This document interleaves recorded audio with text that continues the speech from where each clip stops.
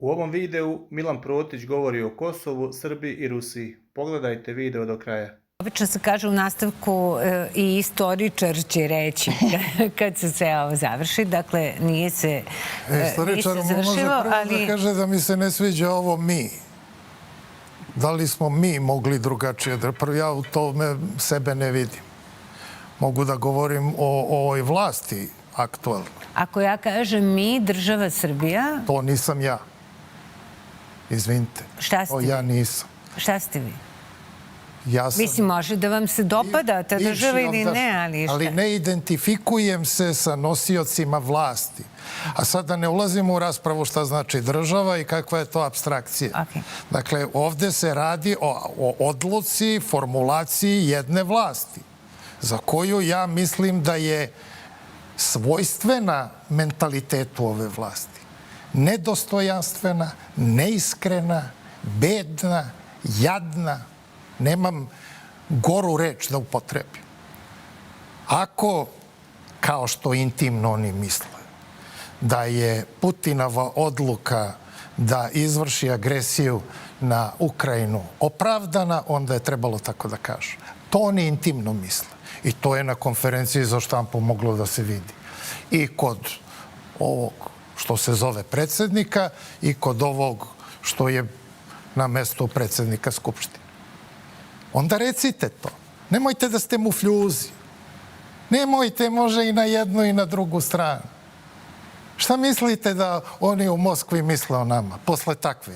Pa evo šta to što je rekao je ambasador Rusije da potpuno razume. Rekla je ambasada Amerike da potpuno razume. A šta mislite pa čak i ambasador Ukrajine rekao da potpuno razume. Pa šta mislite da oni intimno misle? Pustite to što će oni da kažu. Pa šta se nas dakle, pita sa mog stanovišta, to je krajnje bedno zato što je neiskreno. Stani na jednu stranu ili reci to opravdavam ili reci to osuđujem. Nemoj da si mufljuz. Moje stanovište. Zato sam i bio loš diplomata. Ne, pa dobro. Jer ja takve stvari, kako da vam kažem, meni je to ispod časti. Ja moram da kažem Mi smo nekada odbacili trojni pakt znajući šta nas čeka. I optužili one koji su pristupili trojnom paktu kao izdajniki. I hteli da im sudimo kao nacionalnim izdajnicima. Znajući šta će da bude. I da će ova zemlja da bude spržena. Pa kako I na to smo, sačekajte malo. I na to smo ponosni do dana današnjeg. I do skora smo imali ulicu u Beogradu koja je nosila ime po tome datumu. A sad? Kako se sad ponaša? To je jedna stvar. A druga je stvar, bitnija od toga. To je da ova današnja Ruska federacija na svojim granicama ima 120 miliona ljudi na svojoj evropskoj granici. Od Baltičkih republika do Bugarske. Koji svi zaziru od Rusije. Koji su jedva čekali da pobegnu ispod njene gvozdene pesnice i pohrlili da bi se od te pesnice sačuvali i odbranili, pohrlili u zagrljaj i Evropske unije i NATO. Svi time bismo stavili tačku na bilo koju šansu da ima neko ko će da stavi veto na priču o Kosovu. Dakle, može li Kosovo biti taj argument? Za moj pojam, opet je to jedna vrsta ucene i trivializacija pitanja Kosova. Ako smo dotle došli da je i to moneta za potkusurivanje. Pa dobro, pa je to nešto sad novo da smo došli dotle? Toga, pa u redu, ali imam ja pravo s tim da se ne slažem. Imam pravo da kažem da je to za mene ispod časti. Da je to za mene uvreda. Da je takva politika uvreda. Da takva politika kakva se u ovoj zemlji već dugo vodi, a u čemu ova vlast prednjači, da to nije po mom ukusu, da to nije moje srpstvo, da ja s tim ne mogu da se identifikujem, nego sam na potpuno suprotnoj strani. I znam da sam u manjini ako nisam i u jednini. Zato se ja nisam ni kandidovao, zato se više ne bavim politikom. Ja sam svestan da ovo što ja kažem, pitanje da li se iko u ovoj zemlji sa mnom slaže. I nemam nikakve iluzije oko toga. Kažem ovdje samo svoje mišljenje zato što me neko pitao. A moje je mišljenje da je sve to do te mere trivializovano. do te mere bačeno u blato da više nema nikakvog smisla, nikad nije ni imalo. Jer njima nikome nije stalo do Kosova. Njima je stalo do puste teritorije. Briga njih za Kosovo, briga njih za manastire, briga njih za srpsku istoriju. Pa nijedan od njih ne može da nabroji 3 manastira srpska na Kosovu. Ni vekove iz kojih su. Ni ko su im ktitori. Ni kojem svetu su posvećeni. O čemu pričamo mi? Pričamo o moneti za potkusurivanje. Ne zna to ni ovaj narod. Dakle, to je jedna mantra. Pojma nemaju. Kažu, srpska država rođena na Kosovu. Eto, toliko znaju istoriju. Kako je rođena na Kosovu? Dakle, toliki stepen neznanja. I u tom pogledu ova vlast, ovaj mentalitet liči na ono što imamo danas u zemlji koja se zove Ruska federacija. I oni o svoje prošlosti ne znaju ništa. Ni oni koji su na vlasti pogotovo. Ovaj citat koji sam ja dao iz Zlih duha, ako iko od njih pročito zle duhe, ovde me presecite. Verovatno znaju, Dostojevski jedan put rekao, svi smo mi proizišli iz Gogoljevog šinjela. I svi misle iz Gogoljevog kaputa. Ma ne, ima pripovetku Gogolj koja se zove Šinjal, koja je genijalna. Toliko ništa ne znaju. Oni o svome ne znaju, mi o svome ne znamo. I onda te mantre tako. Sve ćemo da žrtvujemo za Kosovo. Oni pojma nemaju. Niti 5 para za to daju. Nikakvu oni emociju prema tome nemaju.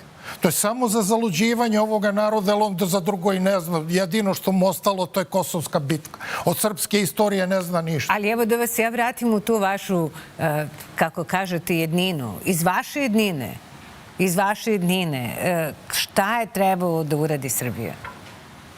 Šta je trebalo Srbija da uradi? Sada, u ovoj situaciji. Kaže ono što misli. Ona vlast da kaže ono što misli. Ako misli da je agresija ili akcija, kako god hoćete, na Ukrajinu u redu, opravdana, onda reci tako. Ako misliš da je neopravdana, onda osudi. Reci ono što misliš, budi čovek, imaj dostojanstva, istrpi posledice, reci narodu, za ovo ćemo da trpimo, ali mi smo narod koji ima dostojanstvo, koji ima čast, koja ima kičmu, što rekao Ivo. Nemoj da smo poslednji bednici, beskičmenjaci koji se preporučujemo jednima i drugima, samo nemoj da se neko zameri. Nemoj da se neko na nas naljuti. I onda na šta ličimo? Na poslednje bednike, o kojima loše intimno misle i jedni i drugi. Rusi za nas intimno misle da jesmo njihova braća, ali, brate, mnogo smo se družili s Latinima, pa smo se pokvarili. To intimno misle. Evropljani misle o nama da smo poludivljaci zato što smo 500 godina bili pod Turcima i mi takvo ponašanje i takve predrasude potvrđujemo, hrabrujemo i kod jednih i kod drugih. Gde je ono pravo srpstvo? Da mi kažemo ko smo i šta smo. Nemoj, sine, govoriti krivo, jel treba sad ovde da citiram ovaj najpoznatiji stih iz narodne pesme? Ili je dozvoljeno da se laže? Ili je dozvoljeno da se preporučujemo svakome, da ne upotrebim gori izraz, a na ivici sam da kažem. Evo da vas zaustavim na toj ivici, profesore.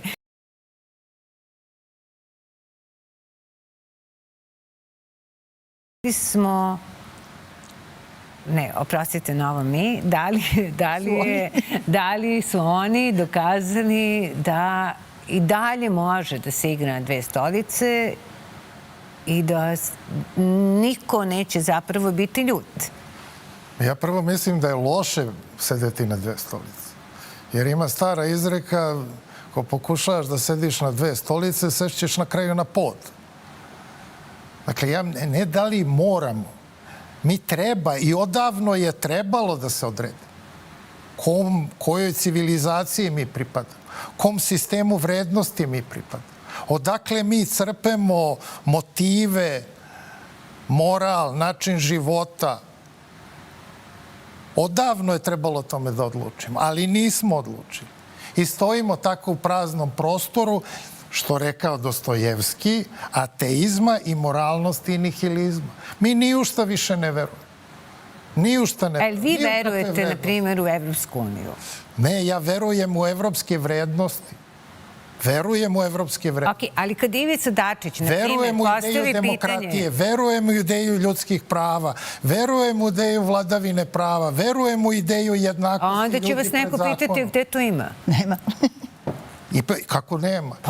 Ima više ili ima manje, a ta mera je veoma bitna. Pa inače, između autokratije i demokratije nema nikakve razlike. Onda vi meni recite, pa sve jedno je. Da li živiš pod Gaddafijem, Sadamom Huseinom, talibanima, ili živiš u Francuskoj ili u Švajcarskoj, sve jedno ti je. Nema nigde toga. To je stav toliko, ajde da kažem, prizeman. I veoma proširen. I veoma usvojen. I veoma daleko od istine. Dobro. Veoma daleko od istine, jer ja volim da budem pitan, a ne da neko u moje ime odlučuje, a da me ništa ne pita. A ja od kad znam za sebe živim u zemlji u kojoj me niko ništa ne pita, odlučuje u moje ime i meni objašnjava šta je za mene dobro. Tako je bilo u titoizmu, tako je bilo pod Milošević. Nisu se baš ni ovi dosovci u tom pogledu proslavili, bilo je nešto malo bolje. I vidimo sad to malo bolje koliko je bitno u odnosu na sadašnje stanje kad nam se negiraju najelementarnije prava. I kad znamo da će sad 3. aprila ponovo da budu džipovi, krađa izbora, haos, jer oni se jednostavno vlasti, kako se zove, osloboditi neće. Dakle, sve to znamo. I umesto da smo na vreme doneli odluku i rekli mi želimo da pripadamo tome svetu, mi smo tom svetu oduvek pripadali, ako ne oduvek, a onda bar od Karađorđeve bune, sad se busamo u grudi i hvalimo Davidovićevim ustavom iz 1835. Pričat ćemo još. Iako je to pitanje da zatvorimo ovaj krug, ako je to pitanje srpskog nacionalnog interesa, iako je zaista tako da Srbija mora da balansira i da ne može ni bez jednih i bez drugih, a mi moramo da donesemo odluku i ako je odluka ta, pored svega što smo ispričali, Rusija ili Evropska unija, šta vi kažete? Ja uopšte nemam dileme. Ja uopšte ne patim za Evropskom unijom jer ne verujem u sve ovo što gospodin Protić govori. A čerka vam živi u Parizu? Da, živi. Pa dobro. Pa ne, slučajno živi u Parizu. Slučajno? Pa dobro.